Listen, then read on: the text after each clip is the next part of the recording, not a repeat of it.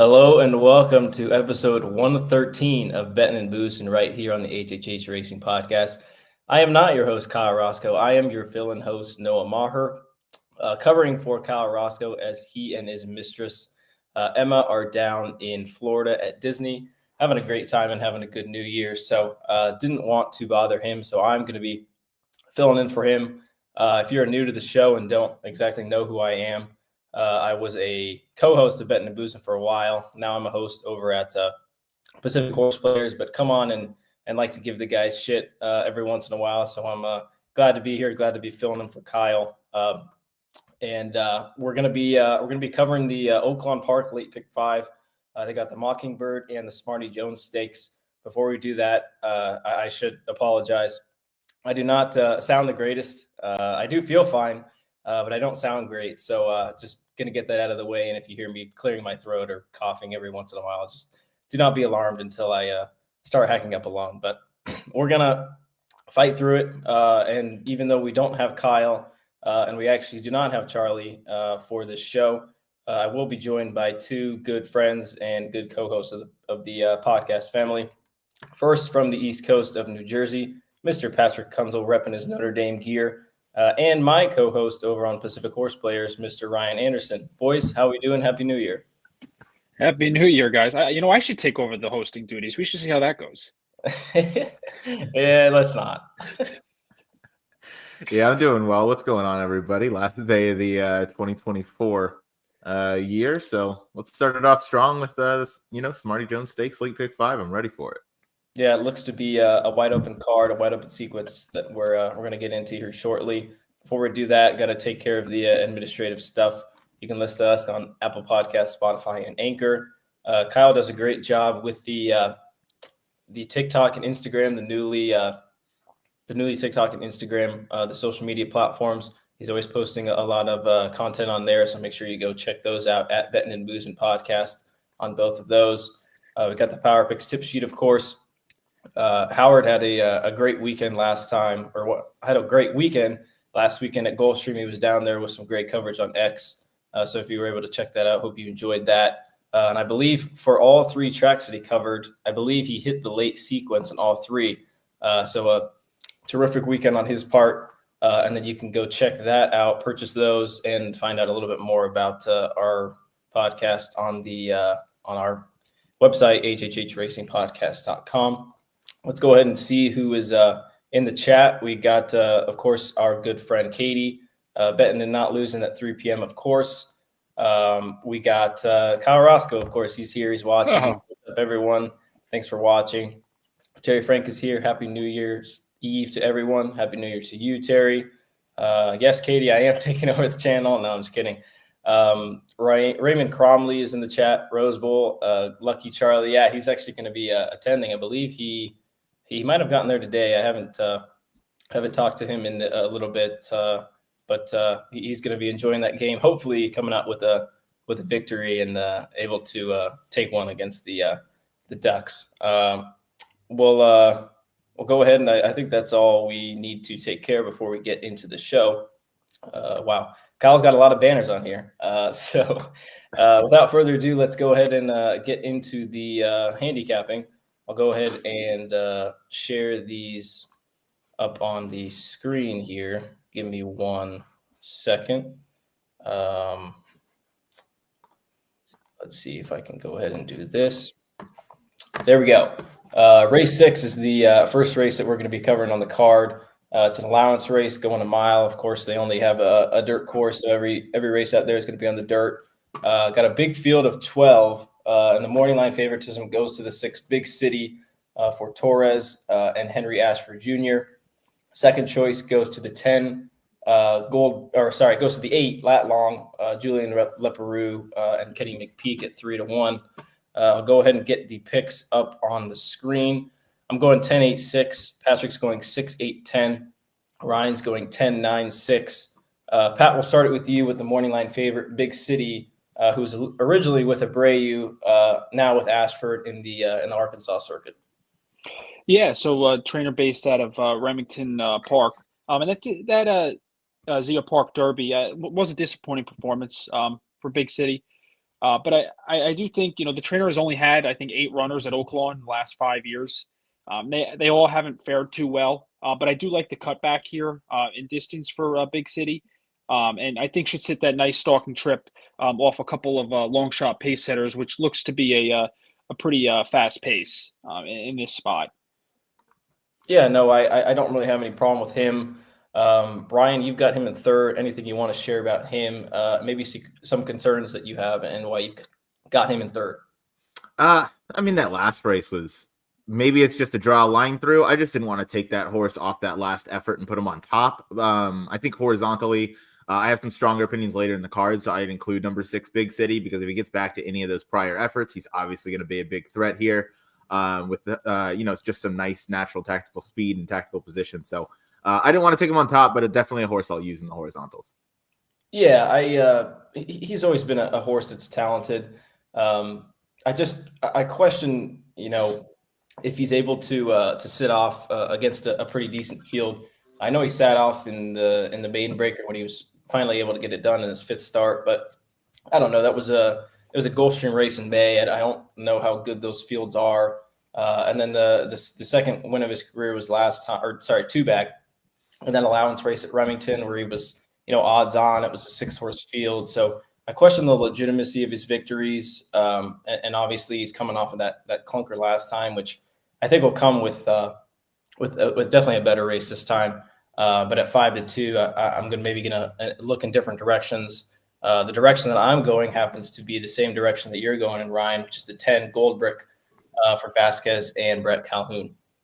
Yeah, last effort, I know he, finished kind of a disappointing 5th. Same with the effort before that, although the buyer 2-back was a little stronger, and that was against a senior officer who was entered out in Santa Anita, eventually scratched. And then next out winner, Attaché, who runs later on in the card. But I like Gold Brick stretching out to 2 turns. Obviously, Golden Sense is a great sire for those 2 turns. This one has some nice tactical positioning. It's able to pass horses, as we saw 3-back in the maiden breaker over a sloppy track. So I don't think, and over the Oaklawn track as well. So I don't know, or I don't think, an off track is going to be the issue. We've had a good fair bit of those at Oaklawn, as we typically do. So yeah, I'm going to take this one on top. I think he sits a pretty good trip. As you can see on time form, it actually has him on the lead and a fast pace. I think that could definitely be where he might be placed. I have him maybe a little bit off of it and just able to track. This is a first finish line race, so I like horses that are going to be within a length or 2 come top of the stretch. Yeah, you make a good point about the first race, or the first finish line race. I thought exactly the same thing. I didn't know if he was going to be on the lead. I'd like to see Vasquez have him sit in second, even though he is. I guess they've got it updated on DRF because they will be running in the new year. But all the horses that are 3 now will be 4 by the time they run this race next Saturday. So this will be a newly turned 4-year-old, and there's a couple horses in this race that are making the same move from 3 to 4. And you can see he's been running against older. He's been running against some pretty good fields, as you said, Ryan. So those are the reasons why I've got him on top. Patrick, we both have the 8 in second. I'll let you talk about the 8 lat long, coming off a little bit of a layoff, and seems to get a pretty good trip with a lot of speed in this race. Yeah, you do have to question, if the horse is going to need one off this layoff. But then again, I think this could be a spot where it's kind of like put up or shut up. It's going to get the trip, if you figure to see here. Has, did steady over the summer at Churchill. I was kind of surprised, McPeak didn't bring this horse maybe to Saratoga for an allowance race later in the summer, but obviously needed some time off and has been working fairly well in here. So you figured this horse is going to be from off the pace and try and close into something. And as Ryan noted, this is the first finish line. So the horse is going to need to be a little bit more forward in here. Yeah, I agree with pretty much everything he said. I do like that he's got the 1 win at Oaklawn. Coming off of the long layoff, McPeak, as I got the stat up in the top right, 19%, plus 180 days at Oaklawn over the last 5 years. So has his horses fire off of the break. Looks like he's working well. He's got 1 work down at Oaklawn, going 48-1, which is 9th out of 129. So McPeak's not a guy that's gonna ask his horses to go all out in the morning. So just to be working well in the mornings is a good sign. And like you said, as long as Leparoux gives him a good ride, gets him into the race, gets him into the race a little maybe earlier than maybe he's used to. He's got a good shot there. Last horse we'll touch on, and I'm glad you've got this horse in the mix, Ryan, the 9 Anthonian, because I did dig some things about this horse coming off or second off of a over a year-long layoff for Randy Morrison Bejarano. Yeah, absolutely. Came in last time and really impressed. Really took a huge step up from 2 to 3. Obviously, a newly turned 4-year-old, another one in this field. I think this one's going to appreciate the 2 turns. That sprint effort was probably just he hadn't run in over a year. Didn't want to do too much too soon. Gets Bejarano aboard this time, who's excellent out at Oaklawn Park. This horse seems to be working really well since coming in off the layoff, and seems to be just keeping that form with a nice steady 49-1 work December 30th over the Oaklawn track. So I'm hoping second off the year-plus layoff. I see Randy Morse is 3 for 6 in that time frame over the last 5 years with those layoff lines. 2 of those wins coming at Oaklawn Park. Thank you, Noah, for writing that stat up there. And so I really like this one. I think this one has a shot, and I think 10 to 1 is a very generous price. Yeah, no, I agree with everything you said. I know that was a restricted race last time in the maiden special weight, but I thought it was professional. Sat off of a cold pace and kind of took over in the lane. Like you said, second off the layoff, I got the stat up there. The one concern for me, which is why I didn't have him in the top 3, was the 2 turns. Hasn't quite proved it yet, but it is Air Force Blue, who you think would be a more of kind of a turf sire, but has some success on the dirt. It's a Malibu Moon mare. So I think there's some things to like. And at 10 to 1, I'll certainly have him on the tickets. We'll go ahead and move on to race 7. I'm going 10, 8, 6. Patrick's going 6, 8, 10, and Ryan's going 10, 9, 6. We'll go ahead and get the Echo Base up on the screen. Give me 1 second here. Let me go ahead and share the screen. And there we go. Second race that we're going to be talking about is the Mockingbird Stakes. This is got a purse of $150,000. 6 furlongs for straight 3-year-old fillies. You can see the field, a nice field of 9. The morning line favorite is a pretty heavy favorite. Goes to the 7, She's So Spicy for Flavien Prat and Jose D'Angelo. Second choice to the outside with a 9, Chatter for Ramon Vasquez and John Ortiz. I'll go ahead and get the picks up on the screen. I'm going 7, 9, 2. Patrick's going 9, 7, 4, and Ryan's going 2, 7, 9. So both of you guys trying to beat the heavy favorite in the 7. We'll go to you, Ryan, who's you're going with the 2, GW's Girl, who's got 2 races on the turf. Question is whether she can, perform it as well as she has on the dirt. Yeah, I mean, Adam Munnings, this one should be fine on the dirt, so that's not too much of a concern for me. This move, it's coming off a bit of a layoff since October at Keeneland, where this one was 5th by only 2 lengths to Governor Sam, who ran a really nice race in the Breeders' Cup Juvenile Turf Sprint. So it comes in here, and I'm just looking for GW's Girl to just be able to sit off the pace. They're going 6 furlongs in here. It looks like there is a decent amount of pace with a lot of these lightly raced, newly turned 3-year-olds. Some of them really only have one way to go, mainly looking towards the rail with Lady Crush. She's been firing bullet after bullet coming in, so I expect her to be sharp. I know she's a long shot, but she's probably going to press the pace of, horses like the 7, horses like the 5, the 6. There's a lot that's going to be on the lead. I think this race really has some potential to fall apart here. And GW's Girl sat behind, quarters in 20 and 4 and 44 flat at Keeneland last time out, and was only a few, 4 lengths off of it. So that kind of puts her a couple lengths back. So I think if that translates onto dirt as well as I think it would, again, being Adam Munnings, I think that's going to put GW's Girl in a really nice spot to be finishing late when, some of the pace setters might be tiring. Yeah, I know. I think you make some great points. I don't think she's going to have any problem with the dirt. And I do like the fact that trainer Greg Compton threw her in the Indian Summer against boys. She ran perfectly fine. I mean, she was only 2 lengths behind Governor Sam and Adam Bay, like you said. Floodlights isn't a bad horse as well. I question the whether she's going to able to handle the dirt. And I no disrespect to her, I've got her in 3rd. I just think she's probably the 3rd most likely winner in here. Patrick, we'll go to you. You're also trying to beat the heavy favorite, but with a different horse, all the way to the outside with the 9, Chatter. Yeah, I really like the draw for Chatter in here. Getting that outside post, and has had obviously the outside draw in both of her starts. I did think it was, the impressive step forward from a very bleak beginning at Churchill, whether you can equate that to the sloppy track, but I do think John Ortiz, looking up a couple stats about him, his stats with third-time starters in the third career start are very good. In 34 starts, he's got 9 wins at a 26% clip, and he's been in the money like 50% of the time. So I do think that's got some good backing to it there. The pace in here does scare me a little bit, especially the outside draw. So this horse kind of has to go and has shown that. But I do think that the 7, who I know you're going to talk about, Noah, is a tough competitor in here. Yeah, I don't know. The last race was good on paper, but I feel like if you dig into it a little more, she was post 12 of 12, and she was able to get the rail pretty easily. And if that Keeneland dirt, played towards anything over the fall, it was maybe a little speed. And they just, I don't know if that field was okay. That field wasn't anything special. But I do agree with you. I do like the post for her. I think if anyone is able to kind of stalk the 7, I think it's going to be her. Got to mention the 7, She's So Spicy, who I do have on top, chalking out as our good friend Kyle Roscoe would probably do. He's slugging a beer because of that. Yeah. But yeah, She's So Spicy. Pratt comes into ride. She was very impressive on debut at Gulfstream, winning by 16, even though she didn't face much. Last time was in the Fern Creek at Churchill, going 6.5.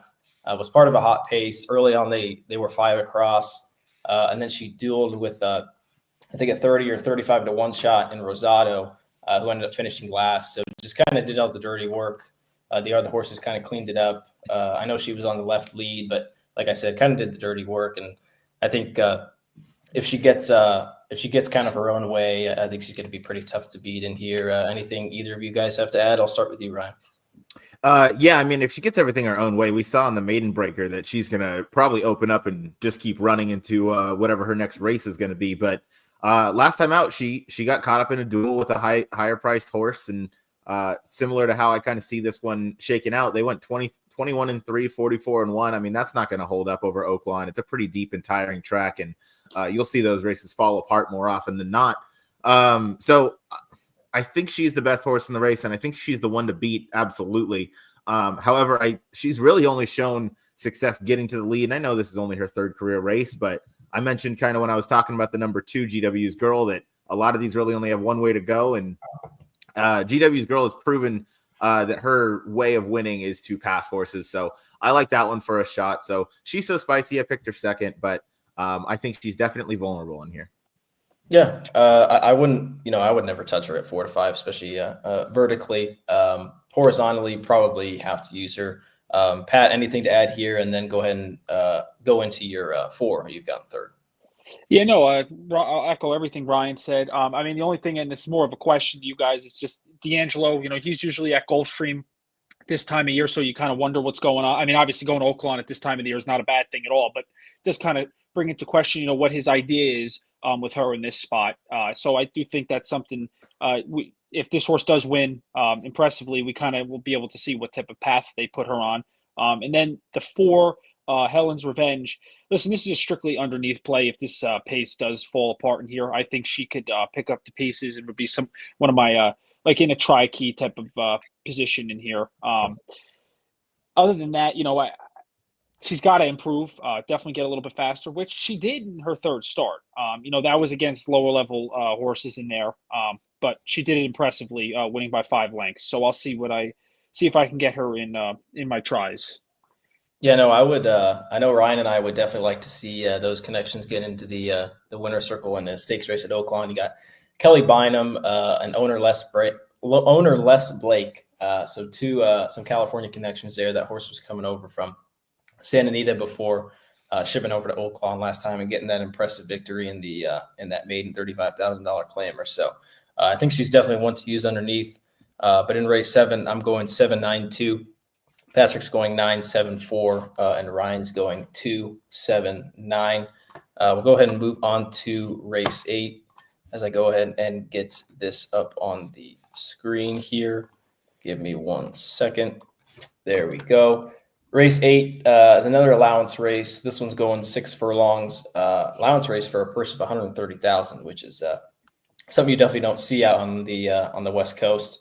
And another difficult race, I thought. Another big field of 12. Morning line favoritism goes to the inside with a 1 HHH for maybe my favorite jockey, now that I saw his name, TW Bacon and Chris Martin. And then second choice goes to the 8, Good As I Once Was, for Arietta and Matt Shirer. I'll go ahead and get the picks up for race 8. I'm going 5-1-10. Patrick's going 1-6-8, and Ryan's going 1-6-5. Throw it back to you, Pat, with the favorite Attache, with the aforementioned jockey, who's coming off of a really impressive victory last time. Yeah, and I do wonder if Attache is going to be the low. I know the horse is 5-2 morning line in the 7 next race, in the race prior, but this horse will not be 5-2. I think that the credentials that this horse has had over the last honestly almost 2 years now has been pretty impressive. Sitting those 90 buyers and just being in the thick of everything. Sitting obviously in those allowance races. But I was really impressed with the last out race against a field that was a little bit weaker. But then you look 2 back, face senior officer in that spot, and stalked the pace and never really came on in there. But has been working very well. And Chris Hartman's actually had a really good meet, and he's one of those trainers that I know, of course, you guys know very well. It always kind of peaks and then goes down a little bit, but when he's on, he's on. Yeah, definitely. Ryan, this horse is ultra consistent. You have to go back to November of last year, where he ran 5th and was out of it. That's really the only blemish on his resume over the last couple of years. Yeah, absolutely. This is an ultra consistent horse, and that's what led to this one being my top pick. You get Bacon aboard, who's been riding really well this past week at Oaklawn. He had a good few wins. I know he won the nightcap on Sunday there for a Wayne Lucas horse that was pretty well meant. But this one comes in here, has the ability to kind of be placed anywhere. He can find himself on the lead and hold on.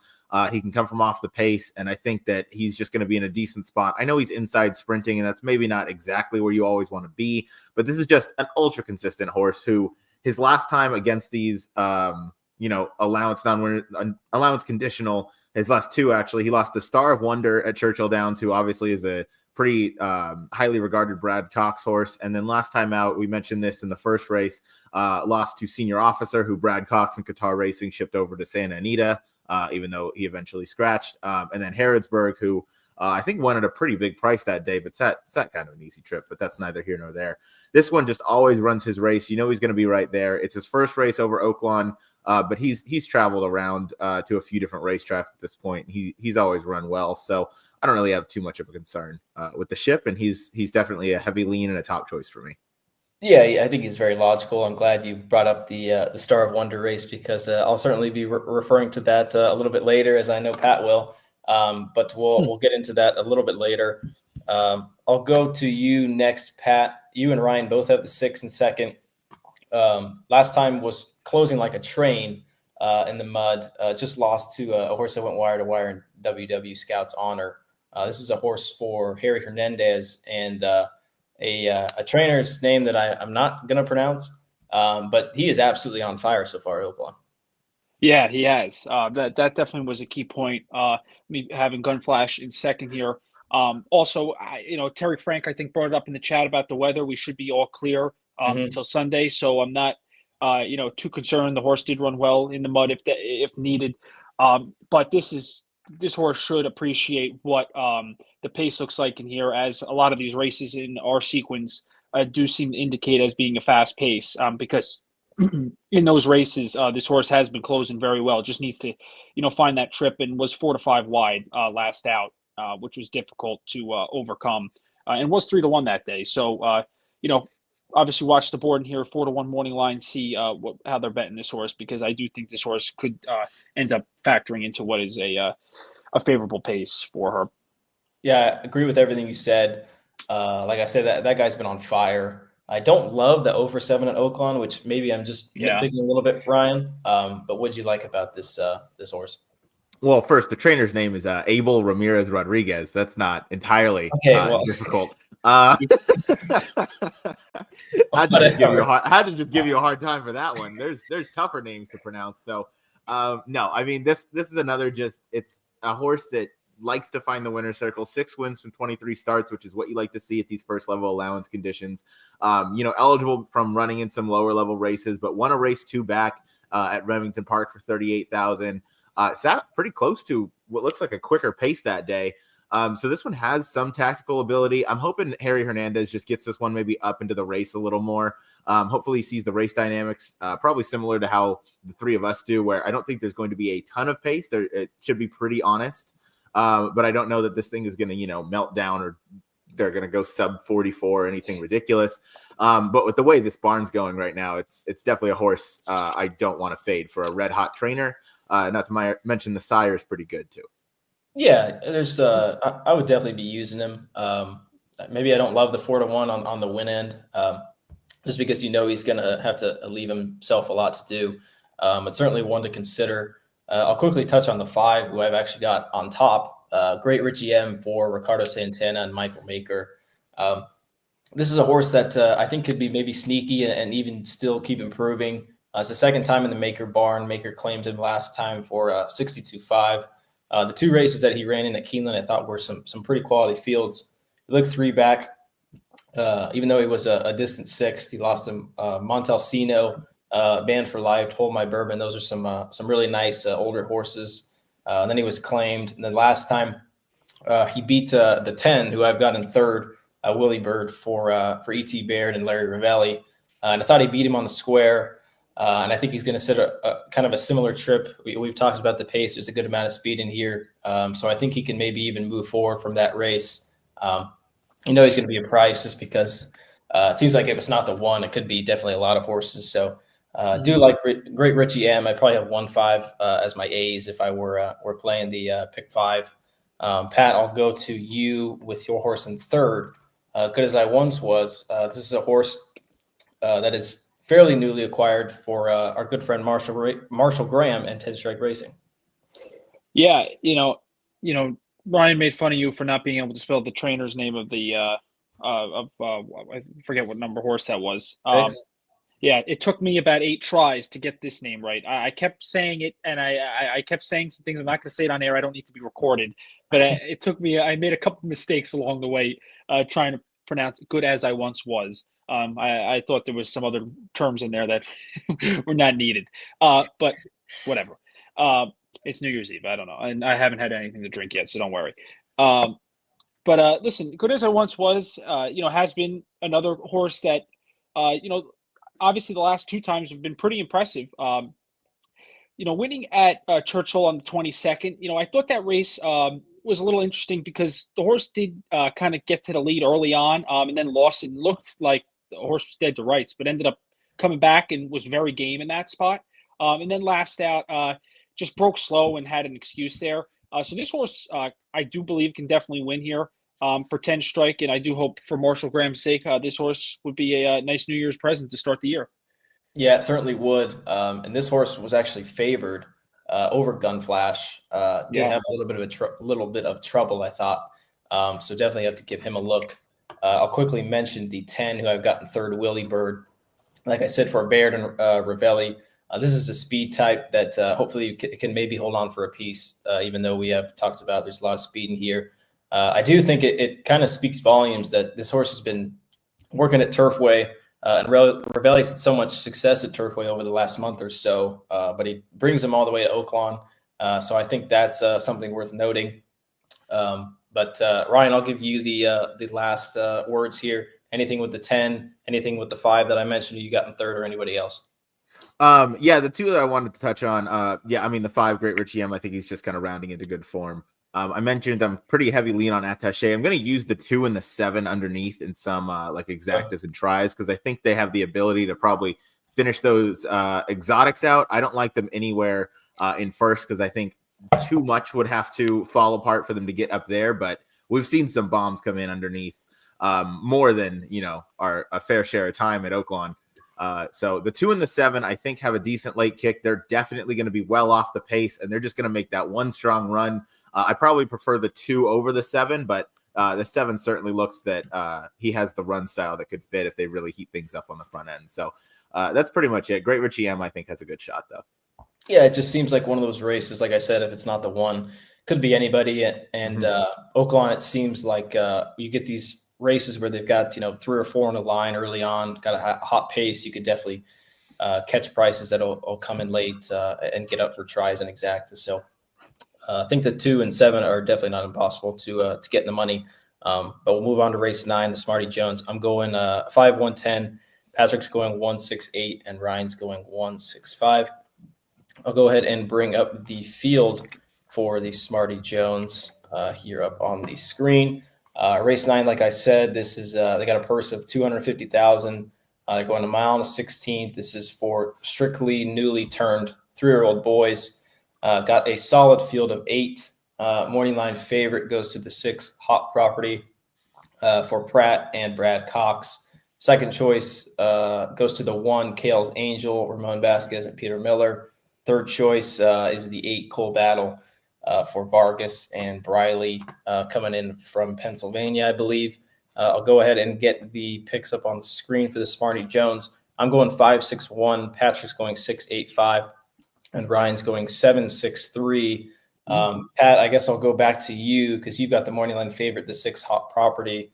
It was coming off of a nice maiden win down in Louisiana. Yeah, I thought you guys would have had Cal's Angel, Peter Miller. Come on, no. Ryan's got the other one who we'll talk about in a minute. But I know. Well, that's why I had a little reaction there. No, I mean, listen, Hot Property. Won his only start. That was, I thought was convincing fashion on the front end. Going at this distance, which I do take a big count into, and obviously comes from a barn that's just excels obviously on the Triple Crown Trail, and I think that in here should sit forwardly, but I do question what the 1's going to do from the inside. Will that horse send as well regarding the pace? But it's just tough for me to not believe this horse doesn't take another step forward. With Pratt coming into town to ride this horse. I feel like this horse is going to be very well meant in here to take another step forward and, get those, I think it's 10 points is to the winner in this one, to, start that Derby trail and collect as many points as possible in here. But I'd love to hear what you guys, the knock or, what you don't like about the 6 Hot Property. Ryan, any knocks from your party? I thought the lead he got last time was a little easy. I know there was a next out winner, Seattle Road, who finished second.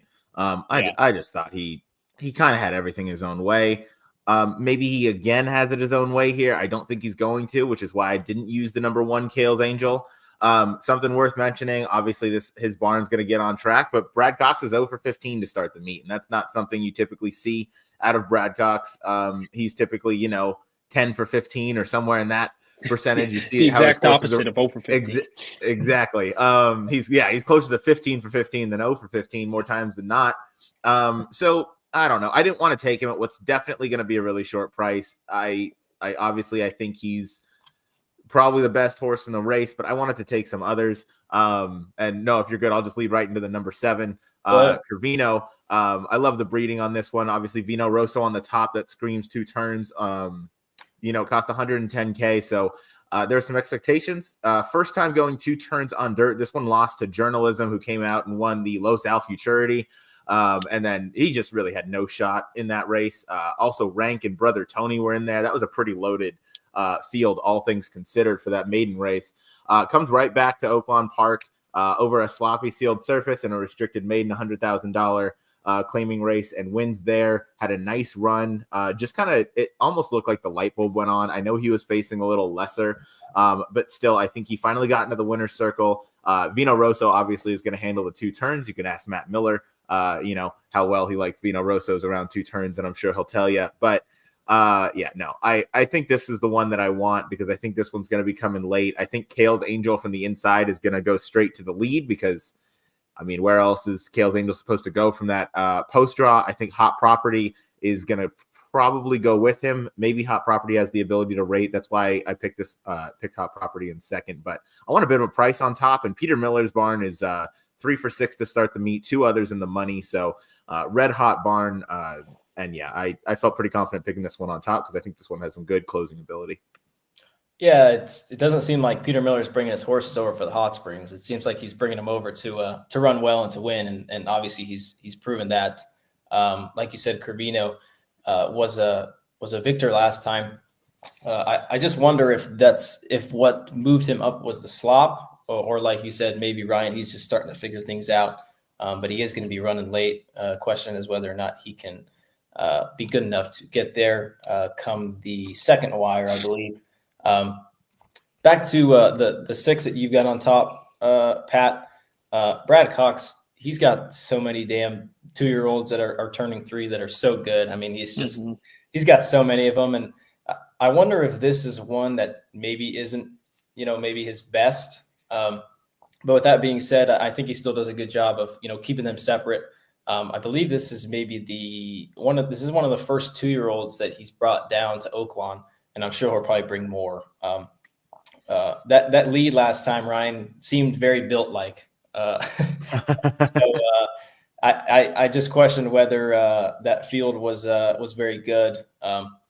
Even though he was very impressive on debut, he was 9-2 in a field that I didn't think was that good. So wasn't taking a ton of money. And I don't know if I really want the 8-5 or maybe even lower this time, which is why I'm looking in a different direction. With the 5 Mo Quality, who I'll just touch on real quick, was in a race at Keeneland where he finished a really nice second to Touchy, who's a pretty decent horse for Wesley Ward. And then last time got a pretty good trip, but beat Sea Vista and Yinzer. Sea Vista was a horse that came back, I believe, at Turfway, Ryan. Mm-hmm. We were talking about it. It was very disappointing at either 1-2 or 1-4 or something like that. And then Yinzer was a horse that was very disappointing for our friend Jackson Dees, who he looks like he has all the talent in the world, but just can't figure out how to run straight in the lane. But I thought that was a decent race, so I've got him on top. I think he can sit a pretty good trip just off of the 1, who I've gotten third. Pat, I'll go back to you. You've got the 8 Cole Battle, who I wanted to like a little bit more. You've got this horse in second for some very low profile connections. Yeah, I like the rally to win the Remington Springboard Mile. I think should appreciate the added distance in here. In his 3 dirt races, he's unbeaten, and I think is definitely a threat. And as the more we talk through this race, obviously we have the knock on the 6, the lead and stuff like that. I do think other options become available. If this horse just isn't as strong. And if the 6 can't hold the lead, and I do think, I'm definitely going to be trying to get Coil Battle in the exacta with the 6, because I do think this horse is pretty well meant for connections that, we don't hear much about. And it's kind of cool to see, and hopefully the outside post shouldn't be a problem. Yeah, no, I think he might have been a slight beneficiary of the setup last time. I know there was quite a bit of speed in that Springboard Mile. One of the horses that was part of it was a horse that Ryan and I got to talk about with Doug O'Neill, who was the 9 Dr. Ruben M. Part of that speed wasn't able to finish in the top 3, but just seems to be moving up and progressing with every race. And the 105 time form certainly fits with a lot of horses in here, so could use in the exotics.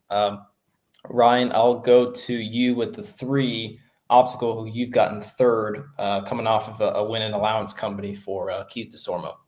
Yeah, just another one I wanted to touch on that I think is going to be finishing and have some kind of late foot. I know 3-back this one tried 2 turns for the first time, and that something just kind of went a little bit weird. But he came back less than a month later and ran a very respectable third. Comes right back out of that effort to win. Steps up into a pretty logical spot. DeSormo is normally pretty good at Oaklawn Park. This is his first runner of the meet, but he's won with plenty in the past here. He's sprung some upsets. He's put some horses in well-meant spots. Axel Concepcion's here to ride. Normally he's out at Fairgrounds. So I like that he's going to be on the mount here. I think this one has some good tactical position. He's obviously going to need to take a forward move from the buyer perspective, but City of Light on top, Medaglia d'Oro on the bottom. I mean, it screams 2 turns. He's just a 3-year-old growing into him, or a brand new 3-year-old still growing into himself. So I'm expecting a bit of a step forward, expecting this one to be kind of close up on the pace, hopefully sit that little pocket trip, and hopefully Kale's Angel and the number 6 Hot Property kind of press each other a little too hard, and this one's able to just kind of pick up the pieces and finish the job. Yeah, even though I don't necessarily love the 3, I like the way that you're approaching the race. If you've got a favorite that you think is vulnerable, try to get some prices underneath with some up-and-comers, and that one will certainly be a price. Last horse I'll mention is the 1 Kale's Angel, who I've got in third, and actually neither of you have Nowhere, who's the 2-1 second choice on the morning line. I don't really know where that last race came from, but when I showed the pace projector, there's not a ton of speed.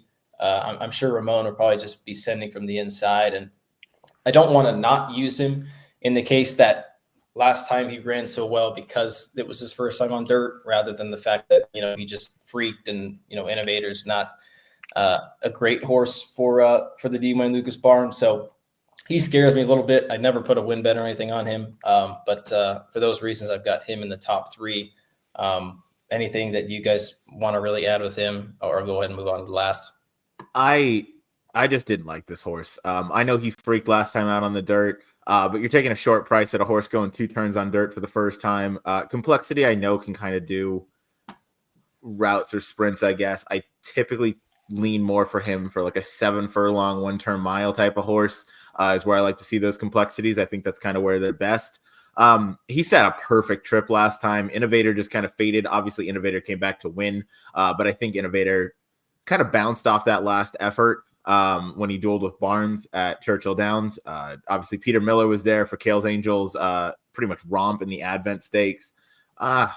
I don't know. I don't want to take this horse. I don't like the post draw. If he was drawn outside, I might, have him in there underneath somewhere. But from the rail, he's got to go. I think he's going to face some other pace pressure. I don't know that he's going to get that perfect trip this time. And that's not a horse I want to take at a short price.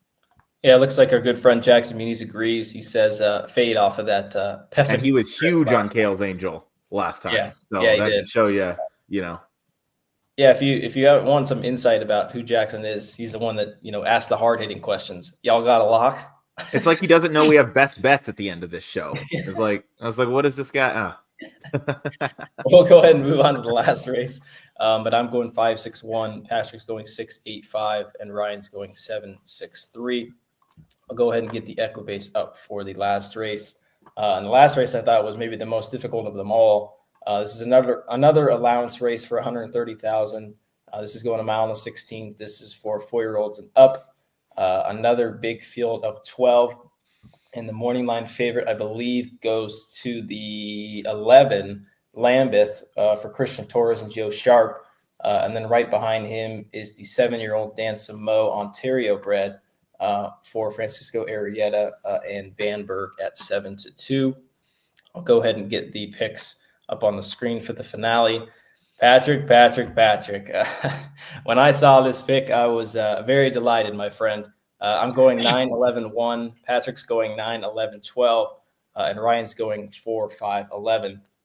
We'll start with Ryan, who's going with the 4, Dan Samo, Ontario bred, like I said, coming off of a really nice win last time.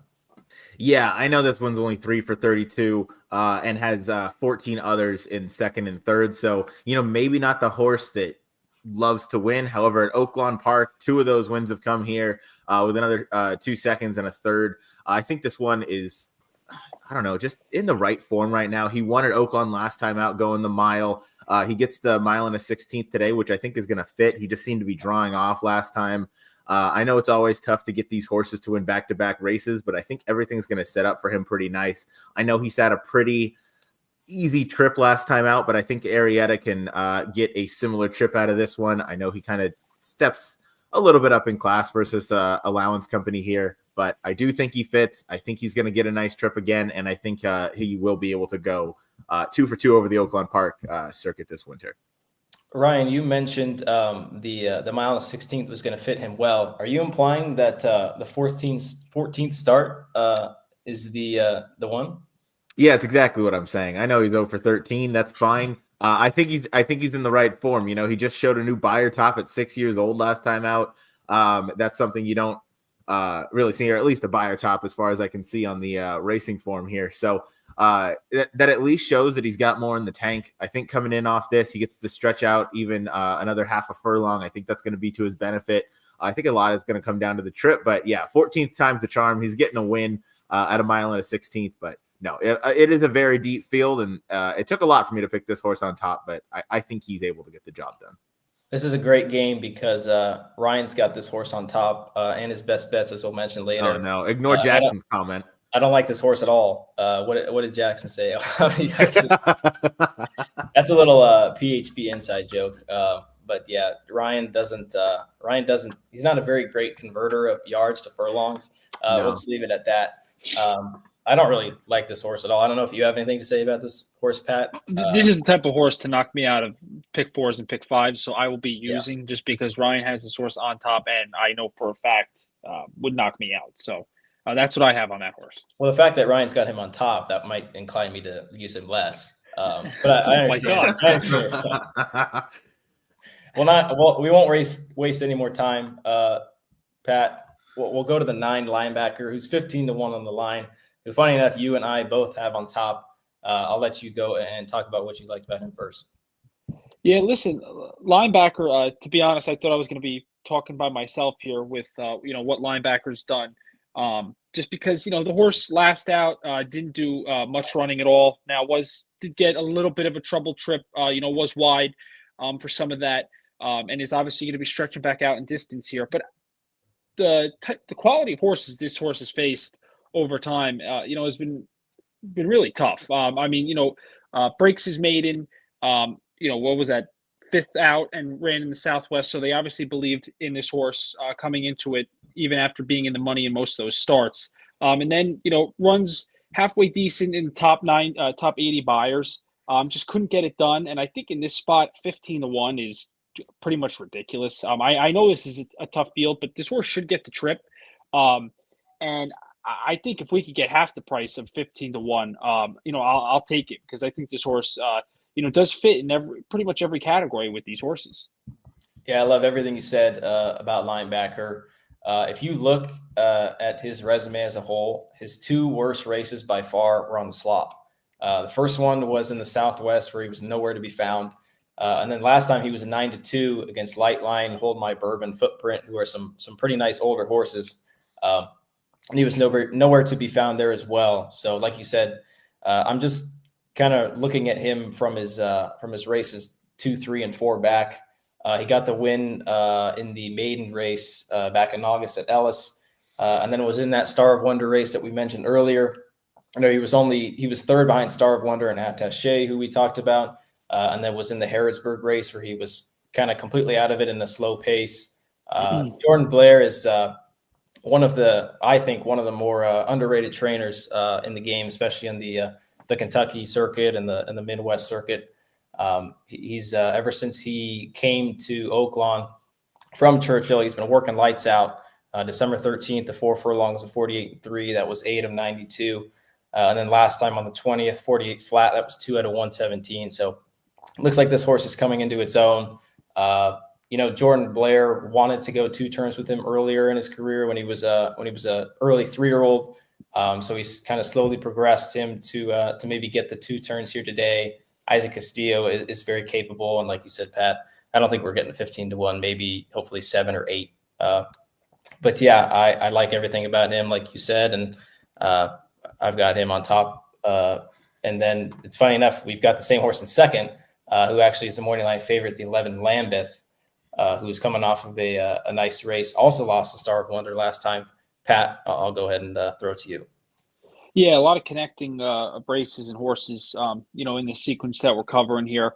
But I think Lambeth for Joe Sharp, who's had a decent year throughout the country, has run very consistent, even going back in September, with a different trainer and Billy Mott. So I think that Lambeth, 3 to 1, I'm really not trying to take a lower priced horse in this spot. But this horse does make a ton of sense in here. And I will have on all my tickets, as well as the 12, Sir Grayland with Kenny McPeak. I'll just touch on that horse a little bit. That horse is, been in the money in every race. Does get the outside draw in here, which, the horse really was drawn outside 2-back and did win. So, I think to take that into consideration in here might help you. And but like I said, is another lower price. So I'm not really trying to get a lower price. I do think linebacker can run very big. And as you'll see on my best bets, hopefully we'll close the day well. Yeah, the Sir Graylin trip in my mind is kind of similar to the 10 in the first race, Ryan, where he could be just kind of sitting second in a stalking position, and that's kind of where you want to be in these 2-turn races at Oaklawn. I just question whether he was able to get to that spot from post 12, and at 4-1, I'm definitely going to be using him. Just didn't quite make my top 3. Ryan, say what you want about the 11 Lambeth, because you've got him in 3rd, and then I'll go ahead and bring up the time for him for our viewers. Yeah, I mean, this one's ever since switching barns from Bill Mott into Joe Sharp has run to continue that good form with 2 really good races. 3rd behind Star of Wonder last time out, which and then 2-back. There's not too much that needs to be said about this horse that you guys didn't already touch on. Obviously, Arrowgate at a Tappet. That's as good a breeding as you could ask for a horse, newly turned 4-year-old, just kind of getting into the swing of things. So I'm all good with this horse underneath in 3rd. This is a really deep race for me. I am going to use the number 9 linebacker. Gave that one a strong look. I'm going very deep in this one in the pick 5. I think you can narrow earlier on in the sequence. I think there are some spots you can go, 1-2 deep, but this one for me, this one is as close to an all race as someone could get, because I think there's a lot of options. Yeah, I think there certainly are. Last thing I will mention about the 11, you can see he kind of got the lead last time, but I watched the race. It just kind of looked like he inherited the lead. Nobody really wanted to do it. I think he's a better stalker, and that's what he kind of wants to do long term. So I think it will work out a little bit better for him this time. Speaking of speed, we'll go to the 5, Get a Job, Ryan, who you've got in 2nd for the duo of Keith and Steve Asmussen. Yeah, jockey switch from Eric last time out, which I think is going to be to this one's benefit. Keith is shown to just be really aggressive when he needs to be. I think this one, you mentioned Lambeth kind of does his best running from a little bit off the pace. There's not any real dedicated front runners, dedicated speed horses that run their best on the lead. I think Get a Job is the one that does. You see his 2 best buyers have come when he was alone up top on the lead, and say those are his only 2 wins. I think that's I know they came against State Bred Company, but whatever. I think Keith is aggressive out of the gate here. I think he gets a nice clear lead and just hopes he can take him all the way around. Steve's barn has been heating up, whether it's Oaklawn Park or Fairgrounds or Turfway. He's been sending out winner after winner recently. So I like Keith here to just kind of send to the lead, hopefully not get pressed, and then we just see what he has turning for home. But I wanted to be at number 5, Get a Job underneath, because I think you might get even a more generous price with horses like Linebacker going to take some money. If the 13 draws in, that one's going to take some money for sure as well. So I'm hoping for a decent price on Get a Job, and I think we're going straight to the lead and hope to not look back.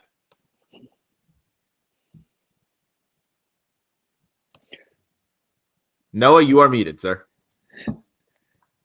Oh, sorry about that. I was clearing my throat while you were talking about the 5. But I'm waving at him, but like he's going to see me waving at him. I was saying if the 13 does draw in, could even heat it up a little bit more. But I think you're thinking good thoughts with the 5, just because he is the fastest to the inside. So Keith should be able to secure the rail and see if he can kind of work out a trip from there. Last horse that I will touch on is the 1 who I've gotten 3rd. This is a horse for Tom Amos, who I think is another underrated guy. He's brought nothing but good horses to Oaklawn over the last several weeks. He's 10 for 15 in the money, so 66%. So his horses are firing, and this is the one where I think the form is maybe dirtied up a little bit. I think the mile on the 16th is going to benefit him, and hopefully, if the 13 does draw in, that would benefit him even more, because it looks like he's going to be coming from out of it. So hopefully Bejarano can work out a trip from the back of the pack. But we'll go ahead and move on to best bets. But at race 10, I'm going 9, 11, 1. Patrick's going 9, 11, 12, and Ryan's going 4, 5, 11. I'll go ahead and get our best bets up on the screen. I'll start with you, Pat. Going with a win bet in race 7 on the 9 chatter, and then race 10, playing win place on the 9 linebacker, try to get him into some exactas and tries. Yeah, let's hope for a big Saturday of horse number 9s. Yeah, Chatter, I think from the outside, she should appreciate that. And I'm going to try and beat a heavy morning line favorite in She's So Spicy. So we'll see. I mean, it's going to be tough. But I do think Chatter has a big shot in there at a decent price. And then in race 10, number 9 linebacker, I'm going to play win place and then key in try and exactas and try and get that 15-1, which should be around 7-8-1.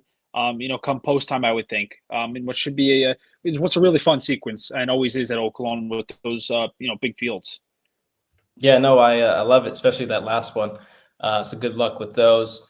Ryan, I'll go to you. You've got a win bet on the 1 attaché. And then something we don't really talk about a lot on the show, but a win parlay, starting with the 10 gold brick, and then moving it to the last race with the 4 Dance Some Mo. Yeah, That's amazing. Yeah, starting with gold brick with a B. So yeah, we're 9-2 on the morning line for Brett Calhoun. That's the Golden Sense Colt, newly turned 4-year-old. So I'm high on that horse. I think that one gets a good trip, and I think you get a fair price. And then that's going to kind of go into my second best bet, which I'm going to parlay those winnings right into a win bet on the number 1 attaché, the versatile rail horse in there. I think is going to get a pretty nice trip. And then I'm going to take all those winnings and I'm going to put them on number 4, Dance Some Mo. Might play across the board because that one does like to finish a little bit underneath. So that is definitely an option, maybe like a win place or something, because he does have a fair amount of seconds. But I do think that you'll get a pretty fair price on that horse. It's a really deep and contentious field that we just talked about.